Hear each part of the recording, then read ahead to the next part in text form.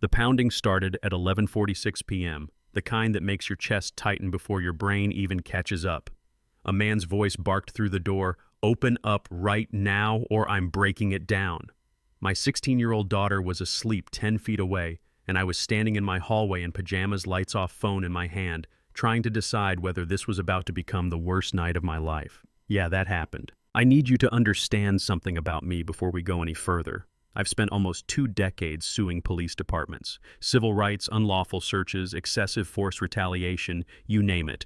I'm not flashy, I don't do TV interviews, I don't chase headlines. I build cases, slow, careful, brick by brick. 35 wins out of 38 cases. That's not bragging, that's context. Because on that Wednesday night, the man outside my door had no idea who he was threatening. I said, "Open the door. We got a disturbance call." His voice had that tone, the one that assumes compliance, the one that expects fear. I didn't move. I didn't flip the lights on. I didn't touch the handle. I just stood there in the dark hallway and let my breathing slow down. "Officer," I said through the woods, steady and clear, "before I open anything, I need your full name, badge number, and the legal basis for this contact." Silence. Not confusion. Not hesitation. Just that stunned pause of someone who isn't used to being asked that question. "Ma'am," he shot back, irritation creeping in, "if you don't open this door, I'm going to assume you're destroying evidence." Destroying evidence. I almost laughed, not because it was funny, but because it was absurd. I'd been home less than half an hour. I'd reheated leftovers. I'd told my daughter goodnight. That was the extent of the criminal activity happening in my apartment. But here's the thing. Absurd doesn't mean harmless. My thumb slid across my phone and opened the Doorbell camera app. Live feed loaded instantly. There he was. Full uniform. Leaning forward. One hand hovering near his belt like he wanted me to notice it. Timestamp glowing in the corner. 11:47 p.m. Recording active. Good, I thought. Keep talking. I texted Ethan across the hall. Police at my door. Aggressive. Recording. "You awake?" 3 seconds later. "Awake." I hear him. My cam's on too. 2 cameras. 1 hallway. "You have 5 seconds, the officer yelled. I was already dialing 911. 911, what's your emergency? This is Alana Brooks. I'm at Lakeview Residence's 4th floor. There's an officer at my door claiming there was a disturbance call. He refuses to identify himself. I need verification that any call was made to this address tonight." The pounding stopped mid-breath. You could almost feel the shift on the other side of that door. Boots adjusting. Radio crackling. He knew I wasn't panicking. He knew I was documenting. The dispatcher came back after what felt like a long 30 seconds. "Ma'am, I'm not showing any calls for service to your address tonight." "No disturbance?" I asked. "No, ma'am." That's when everything changed. "I need a supervisor." Through the door, I could sense his posture shift. The weight that had been pressing forward pulled back. The confidence softened.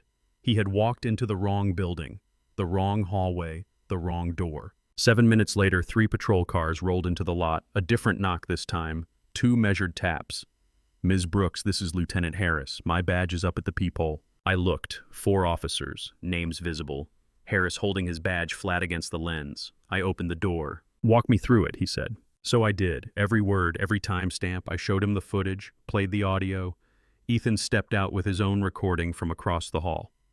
2 angles, same story. Harris watched in silence, and I could see it registering.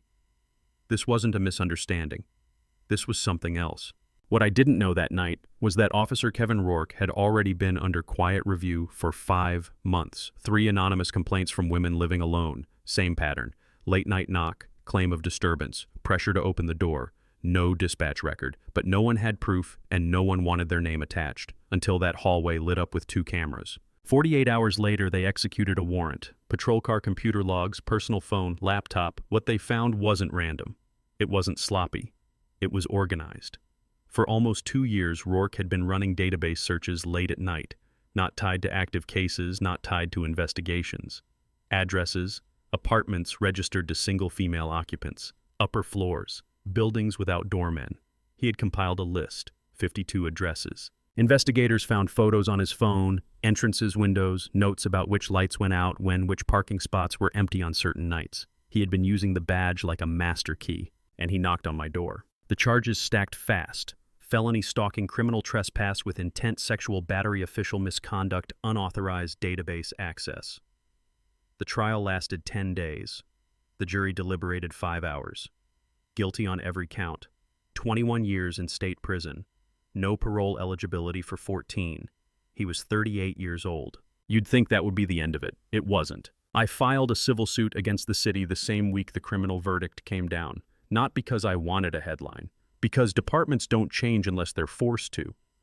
My argument was simple. They had complaints. They had a pattern. They let him keep access to the database. They let him keep patrolling alone. They let him keep knocking. The city said they were investigating, said they followed procedure, said they acted in good faith. I lined up internal memos, database logs showing his searches increased during the review period policy manuals next to actual actions taken. 4 hours. That's how long the jury needed. The city paid $640,000. I kept $48,000 for documented expenses. The rest went to legal aid for assault survivors grants for women living alone to install cameras, relocation funds for people trying to get out of unsafe situations. No press tour, no victory speech, just a written statement. Documentation is protection. Knowing your rights is power. Then I went back to work. But the part that stays with me isn't the verdict. It's my daughter standing in the hallway that night whispering, "Mom, what's happening?" I put my hand on her shoulder and told her to go back in her room, lock the door that I had it handled. She did. After the trial, she started watching the news differently, reading legal language differently. She applied to pre-law programs. You know what I mean?